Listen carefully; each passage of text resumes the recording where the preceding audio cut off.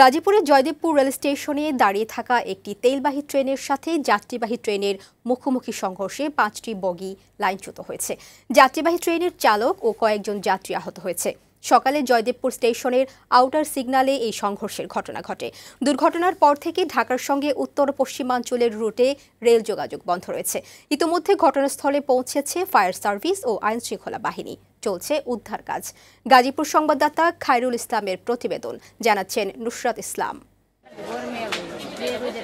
উত্তরবঙ্গ থেকে ছেড়ে আসা টাঙ্গাইল কমিউটার ট্রেনটি শুক্রবার সকালে গাজীপুর হয়ে ঢাকার দিকে যাচ্ছিল। ট্রেনটি জয়দেবপুর স্টেশনের আউটার সিগন্যালে পৌঁছানোর পর দাঁড়িয়ে থাকা একটি তেলবাহী ট্রেনের সাথে মুখোমুখি সংঘর্ষ হয়। এ সময় ৫টি বগি দুমড়ে মুচড়ে যায় ও লাইনচ্যুত হয়। যাত্রীবাহী ট্রেনের চালক ও কয়েকজন যাত্রী আহত হয়। তাদেরকে উদ্ধার করে শহীদ তাজউদ্দিন আহমদ মেডিকেল কলেজ হাসপাতালে নেওয়া হয়েছে। আসলে দেখলাম যে দুইটা ট্রেন মুখোমুখি, একটা ঢাকা থেকে আসছে আর তেলবাহী মালগাড়ি, আর একটা জয়দেবপুর থেকে আসছে। সোজা ট্রেনটা যাওয়ার কথা, সেই ট্রেনটা হঠাৎ করে ডাইনে চলে গেল।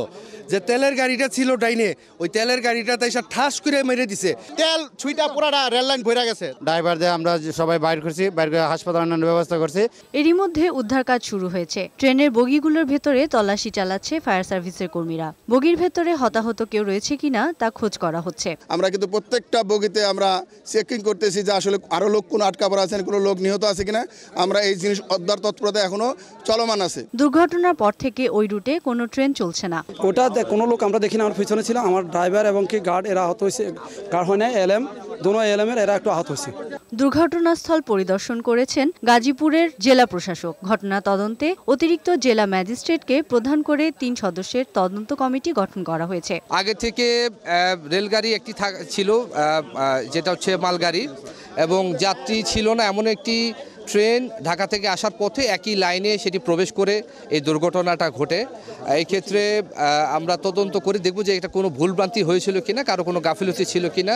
দুর্ঘটনাস্থলে অতিরিক্ত পুলিশ মোতায়েন করা হয়েছে বলে জানিয়েছে আইনশৃঙ্খলা রক্ষাকারী বাহিনী। তেলের লরি এগুলো নিরাপত্তার জন্য আমরা অতিরিক্ত পুলিশ মোতায়েন করে দিচ্ছি।